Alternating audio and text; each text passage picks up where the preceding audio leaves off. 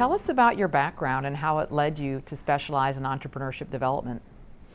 Well, I was a late bloomer in that regard. So I had a business background, more than 30 years in the private sector, all sorts of different things. About half of it related to the media and entertainment business. Was at Warner Brothers for a decade, head of strategy and then head of the operating committee.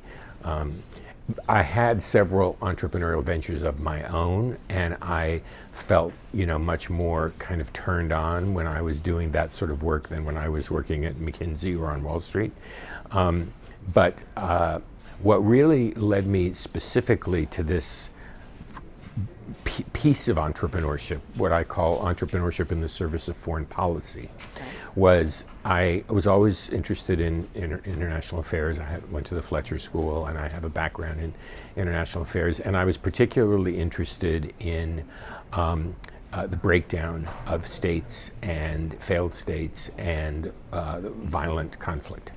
And looking at the sources of violent conflict, I realized that the one thing they all had in common was incredible joblessness, very high rates of unemployment, especially youth unemployment. And this was true historically, for hundreds of years in all different parts of the world. So whether it was the Shining Path in Ecuador and Peru, whether it was, the Khmer Rouge, and these were always places that fostered violence coming out of enormous employment pressure. So I realized that this was one of the things you could affect. Jobs. There was literature about this. There was an academy that had developed about what works and what doesn't work. And of course, what ultimately works best is a very American thing, which is entrepreneurship. Many would say, I certainly would say, that the success of this country, certainly the economic success of this country, is built on that and has been since the beginning of, the Republic. So.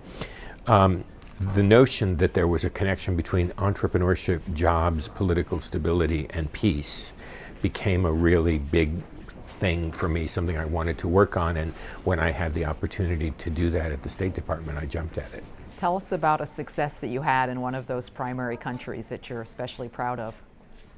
Well, so there are two successes I would talk about. One is an institutional one and one is a personal one. The institutional one, I'm very partial to Egypt because that was the first program. It was the biggest program. It was where Tahrir Square happened.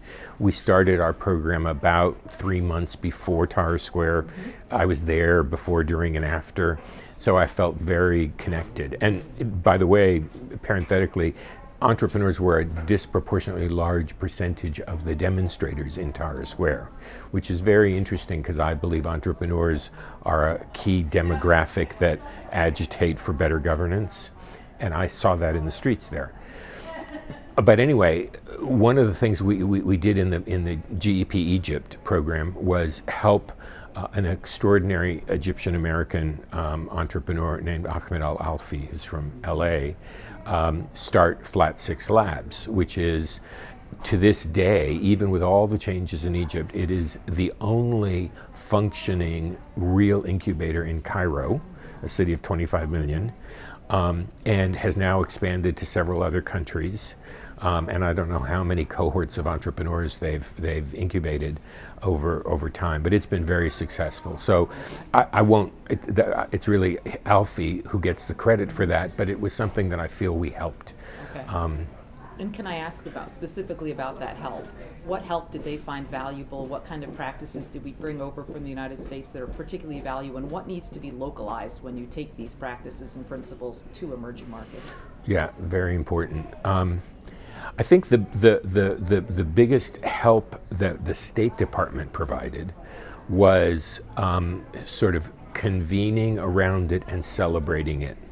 I'm big on both of those things, and so we were able to bring, we did an entrepreneurship delegation of 15 American early stage investors and VCs who were judging a business plan competition. There were about 115 companies from all over Egypt in it, and Flat 6 was announced at that event. And one of the benefits that the finalists got was residency there. So that was the first class. So it was a way to market this new thing that was happening, which I think gave them a bigger footprint than they would have had on their own. There were also several people in the delegation who ended up investing. There's a venture fund, Sawari Ventures, which he started, which is alongside the incubator, which is a really, really smart and important way to do this. So I think we were very helpful in launching it in that sense. There was no direct funding, and frankly, I think it would have been even stronger and even better had there been. And it was slower in taking off. And then, of course, the Arab Spring happened. So total chaos. Right. So that, it's hard to know how fast and how strong it would have been early on had that not happened. Right. But that was a little bit like, building a sandcastle during a typhoon. So it was very hard to make progress. So one of the things that I really learned from that is that this convening ability, which a lot of organizations have, it doesn't necessarily cost money, although that helps a lot. But the ability to convene and celebrate, publicize, shine a light on, is hugely important. Okay. You mentioned a personal success that you had as part of the program. Yeah, it's just one of my favorites because it embodies several of the biases I have about entrepreneurship development in emerging markets, which is that they are more often no-tech and low-tech than high-tech, which is counterintuitive to how we think about entrepreneurship, and that they are very often process innovations, not product innovations. So in Indonesia, we worked with a tropical flowers grower. So Indonesia is one of the most fertile places on earth, and they have an extraordinary range of tropical plants. And so wild ginger, which is that beautiful red flower, grows wild and can be picked basically for free along the side of the road. So this guy was in the tropical flower business. When you sell a stem of wild ginger in Hong Kong, it's worth about $5 at retail. That same stem in Seoul is worth about $50. And in Java, it's free. So he had a business where he was selling tropical flowers for florists and fancy hotels and weddings and all of that, but couldn't get his product further than Hong Kong, which is itself a semi-tropical destination. Therefore, the product did not have as much value. So we were trying to get him to be able to sell in Tokyo and Seoul in Northeast Asia, from Southeast Asia, which really involved being able to deliver a perfect product, and that was his problem.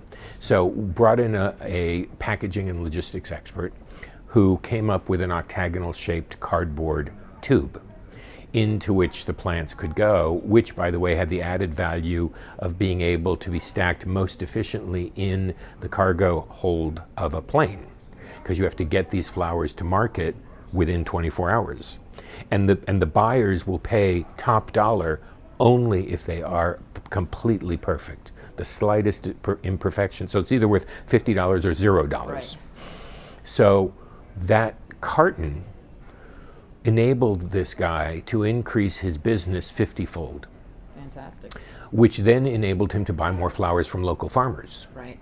So it had this incredible impact on an entire region of growers, and it was in the tropical flower business. There was, no tech, as it were, but the packaging was the tech. Yeah. So I thought that was really That's cool. wonderful. Yeah, terrific. Great example. Thank you. What do you see? Well, we talked a lot about the role of entrepreneurship in emerging markets. Do you want to expand on any of that in general about economic development? We talked about the political ramifications and stability, but what else is the role? Well, I wrote this book that was just published by Brookings Press, Peace Through Entrepreneurship, and Chapter 3 is called A Million Reasons Entrepreneurship is Good for You. So don't worry, I'm not going to do a million reasons. There's actually a baker's dozen of 13 in the book. But there are a few things that are not obvious. So the job link is the most frequently mentioned thing. But there are a whole bunch of other things that I discovered that are really important. For instance, entrepreneurs tend to be the same person everywhere in the world. I've worked in about 36 countries now, and whether they are in Ann Arbor, Michigan, or whether they're in Bandung, Indonesia, or in Kumasi, Ghana, or in Bridgetown, Barbados, they're the same people. And they are this incredible bridge class of people. They are not interested in your religion, they're not interested in your politics, they're not interested in, any of those things that very often divide people. They're in developing countries, for instance, they're very often gender irrelevant. Right. They don't care if you're a man or a woman, they don't care if you're young or old, they care about your idea and whether it can work and whether they can make money from it, and so entrepreneurs are this bridge class of people. And what I found working, for instance, in the Middle East, is that between Israel, which is sort of the ultimate entrepreneurial country, startup nation, probably the most successful entrepreneurial ecosystem in the world, including the United States, surrounded by Arab countries that were not successful entrepreneurial ecosystems. What I found when I was working at the State Department is that one of the most consistent questions they asked me was, could you arrange for us to come to the States and maybe on neutral ground meet with Israeli VCs and entrepreneurs so we could pitch our companies, so maybe we could partner with some of those companies. And I realized that it's therefore in a world where there are so many things that divide people and so few things that seem to cut across, this entrepreneurship thing is very important. Tell us more about the program the special programming for women. When you're training a group of women, what special factors would you have to take into consideration when designing a program for them? Well, I have found that the first most important thing is to call out the problems. Okay.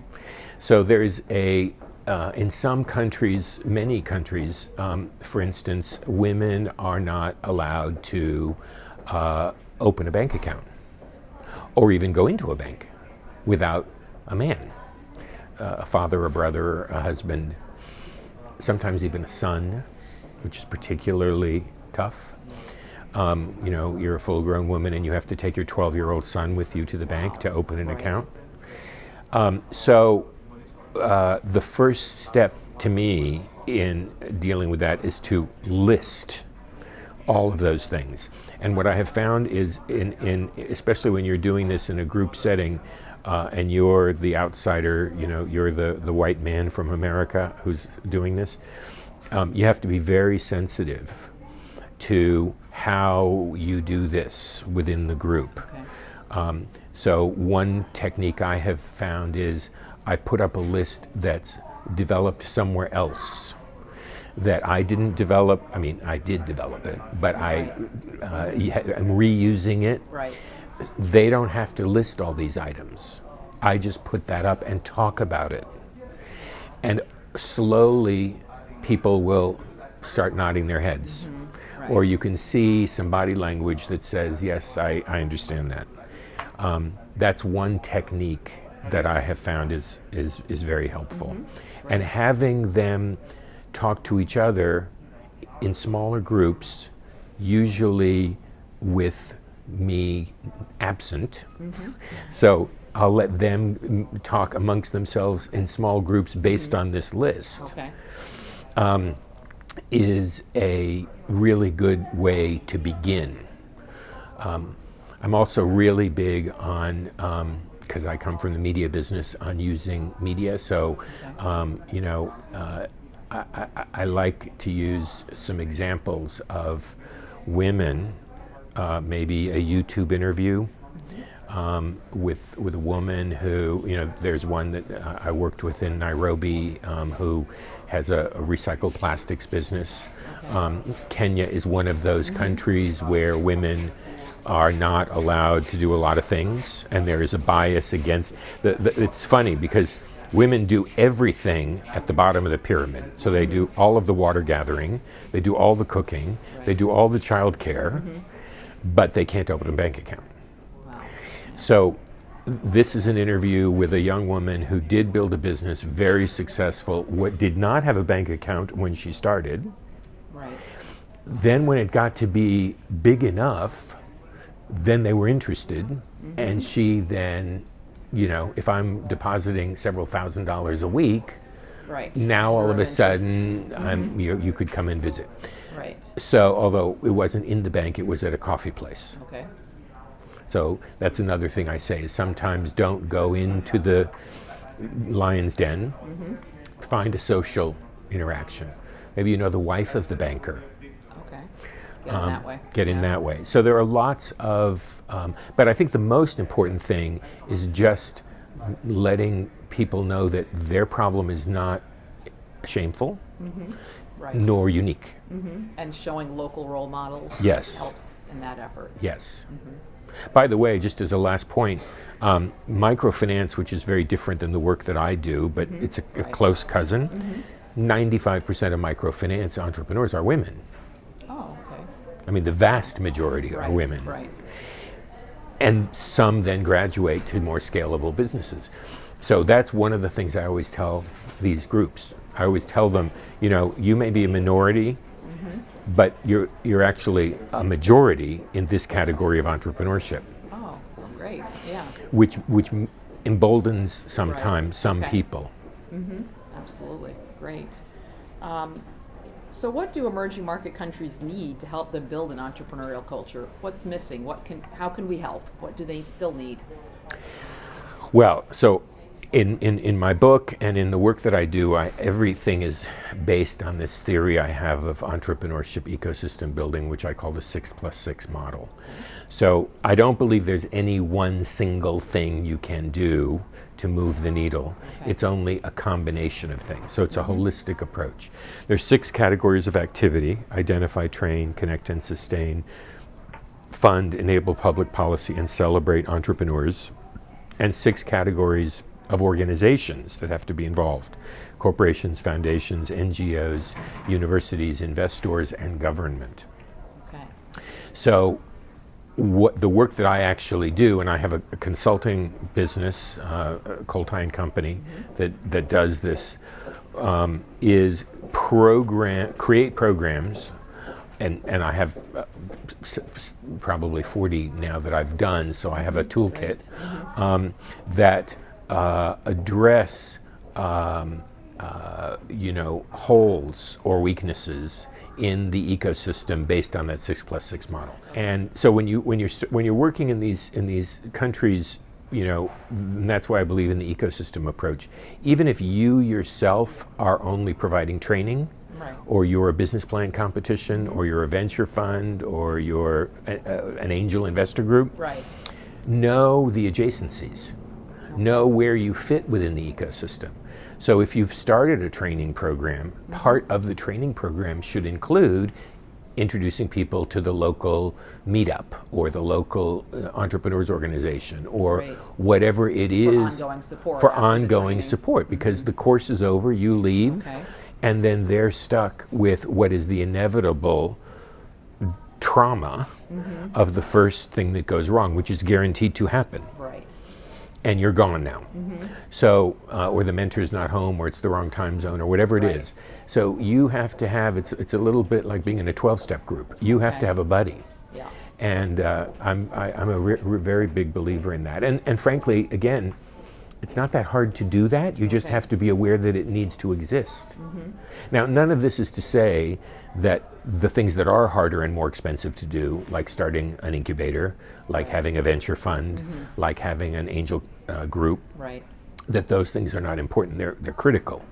Okay. I'm just saying that there's no one thing that is the silver bullet. What about bringing over entrepreneurs from emerging markets to the United States to meet investors, to learn here? What do you think about that?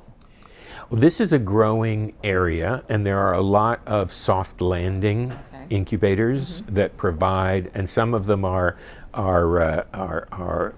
national.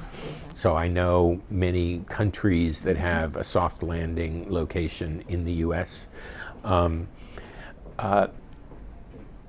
And certainly, you know, the trips are important. Incubators that allow foreign developing country entrepreneurs to be resident are important.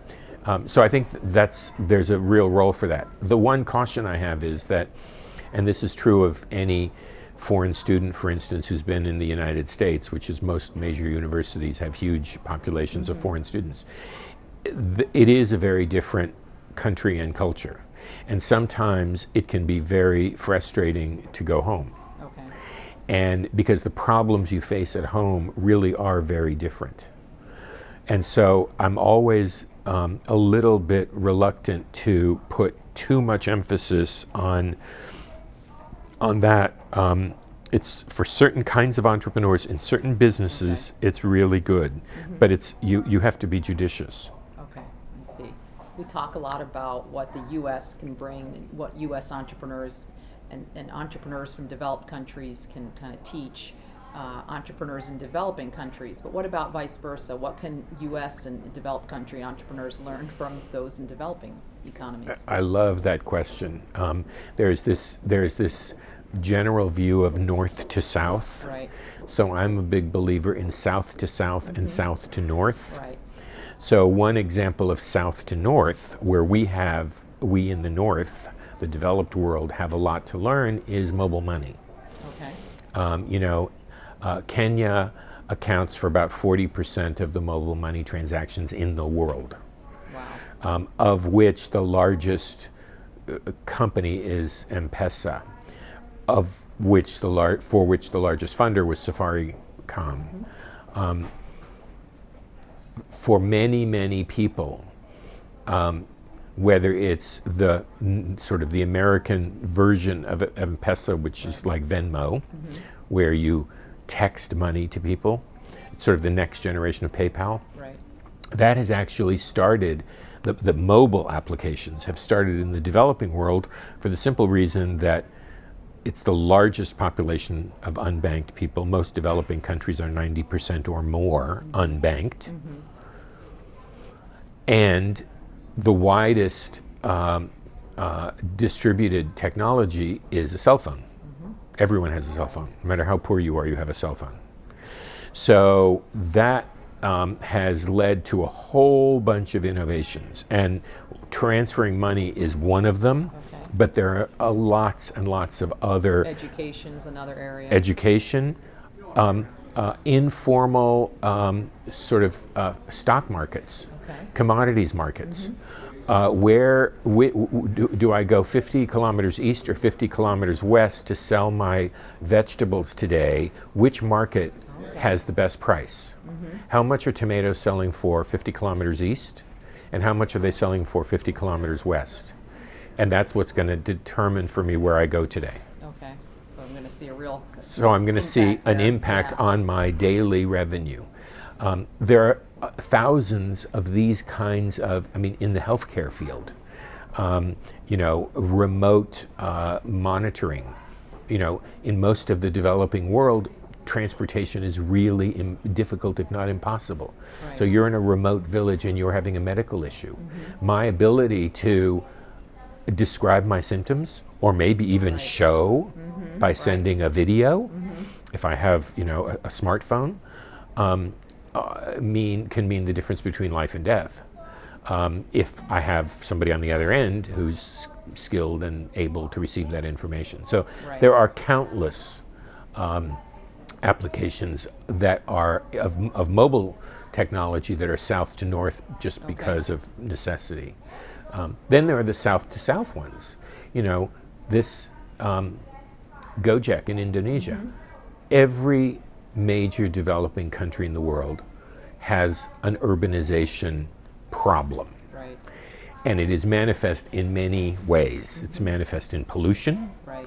It's manifested in lack of housing and the creation of slums and favelas.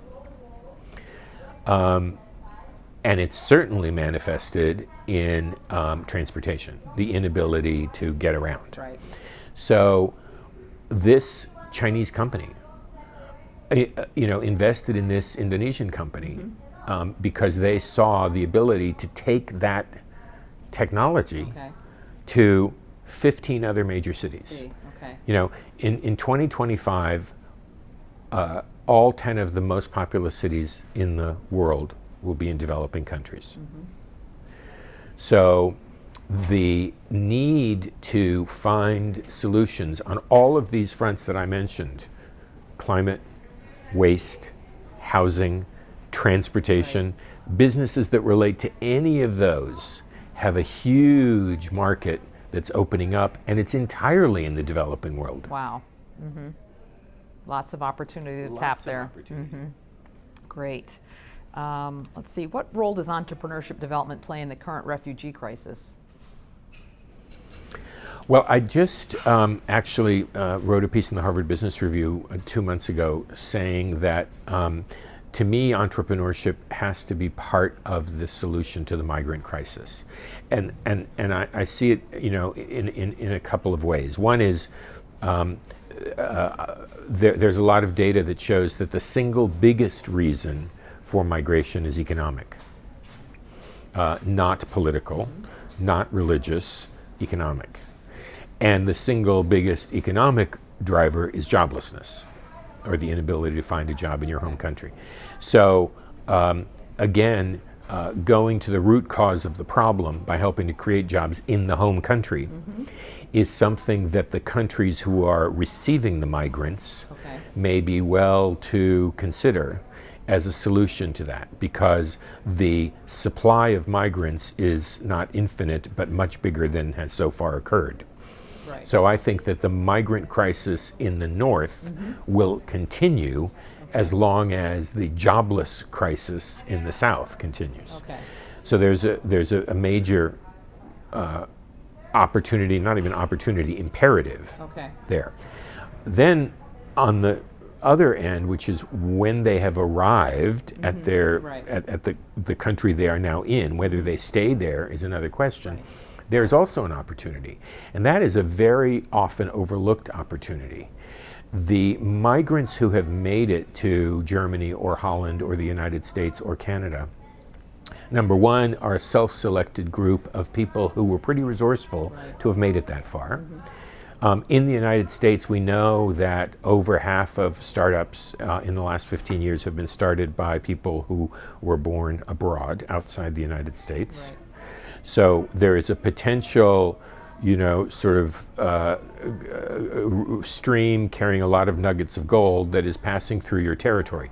Your choice is you can have them keep going, like it's just the choice that the Hungarians have made, or your choice could also be to pan for gold and see who among those people, not all of them, but who among those people is amenable to training.